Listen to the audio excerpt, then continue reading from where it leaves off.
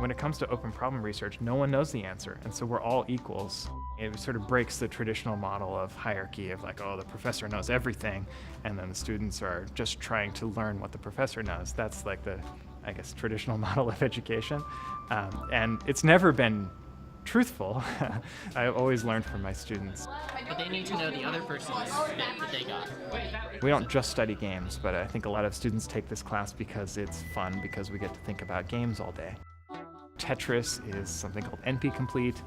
Chess is something called X time complete. So these are all results saying that these games are hard to play perfectly. And that kind of explains why they are challenging, and at a philosophical level, why we consider those games fun, I think, is because humans like a challenge. And so this is a computer science way of formalizing what it means for a game to be challenging. At the scale of 50 or 60 students, you can't get a global sense of what everyone is doing once you're in your little group. So to fix that, we heavily use a piece of software that I wrote called Co-Author. Whatever ideas you come up with, you post them on this system. The discussion is organized into threads, and so if you want to know what people have been doing with context for problem, you just click on it and you can see all the discussion. Having this medium where we can record ideas and thoughts that people can follow up on later makes it feasible to have really useful contributions from everyone, even though we have 60 people. It allows a whole bunch of asynchronous communication between the students, which is really cool. Between classes, we will see people will have ideas, work on them, put their ideas up, and sometimes get feedback. There was a post about parameterized complexity for Sokoban, so if you're interested in Sokoban, check that out. There are some students who post dozens of messages every week because they're really excited and working on lots of different things. This digital system becomes the archive of what we did each week. So it's right there in the name that you're supposed to use the software to co-author papers together. We've posed 130 open problems, which was a huge number, but we made substantial progress in 75 of them.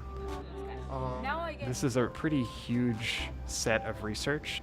There will definitely be dozens of papers to come out of this. Where this distance is like x minus 2, and this distance is x plus 2. A dozen different research groups in the world use co-author for their own research collaborations, and at MIT it's slowly spreading, and my goal is to get it more and more popular. So you're forced to decrease like a amount that you can control.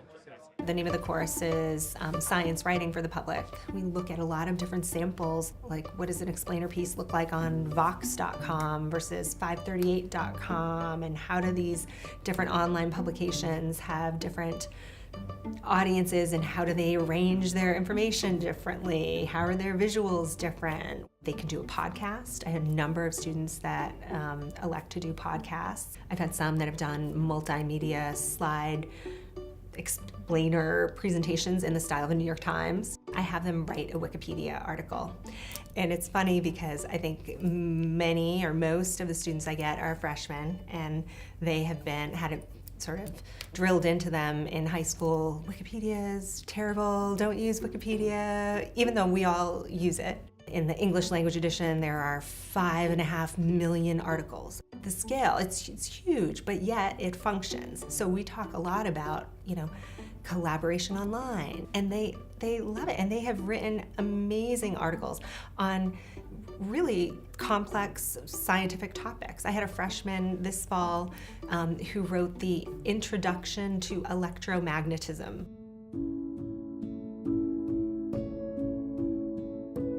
The subject matter is invisible. It's electromagnetic fields.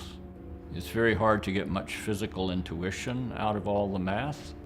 I use a lot of visualizations in class to try to bring out what's going on physically. Your brain has an incredible amount of processing power associated with vision. Physics is just really abstract. To be able to visualize charged objects moving or electric fields changing over time not only helps you to learn it, but really helps you to remember it. This class at MIT was one of the best classes I've taken here. I do think we're on the cusp of a new age in technology. Things will be totally different in 10 years. Wait, that's so cool. I'm learning so much. I'm really interested in virtual reality, being able to have standalone headsets which have 6 degrees of freedom, which means you can move around and you can move around objects in the virtual space. And you can be in that virtual space with another student or a professor. This is so cool.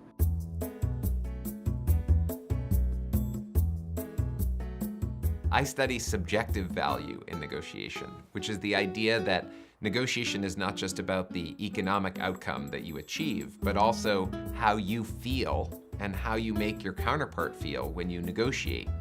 And one of the things that the digital technology allows us to do is provide participants with feedback on the impressions that they're making on their negotiation counterparts. And I think that can be helpful not just for teaching, but also for research on subjective value in negotiation. Well done, everyone. No, I'm gonna give you some credit. When I used to teach negotiation, I followed a conventional model of how people teach negotiation, which is you have participants do a negotiation, then you have them report their outcomes on paper, then you take all that paper and you enter it into an Excel spreadsheet, and you analyze the results, and then you provide it to them a week later. And this was all fine, and it was working okay, until I was asked to teach a course in our executive education program. They said, we want you to teach these participants for 3 days straight. And I said, I'm not sure if I can do that, because how could we possibly run these analyses so quickly? They said, maybe you can figure out a way to use technology to get this done. So we ended up creating algorithms that would allow us to analyze all the data so that the surveys would generate the feedback instantly. And this ended up working so well that now I use it in all of my classes. As you can see in red, the other port says voting no, no, no, no. Using the technology interactively like he does, you see all of the classroom real-time scoring of the results afterwards, and you get to walk through the analysis and really understand how you responded to something, how your response was against the average of the whole class.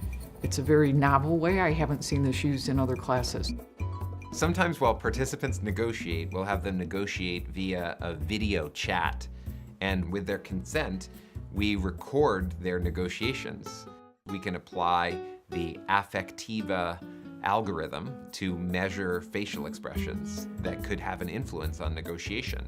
I want you to watch the guy on the left and watch his eyebrows right here.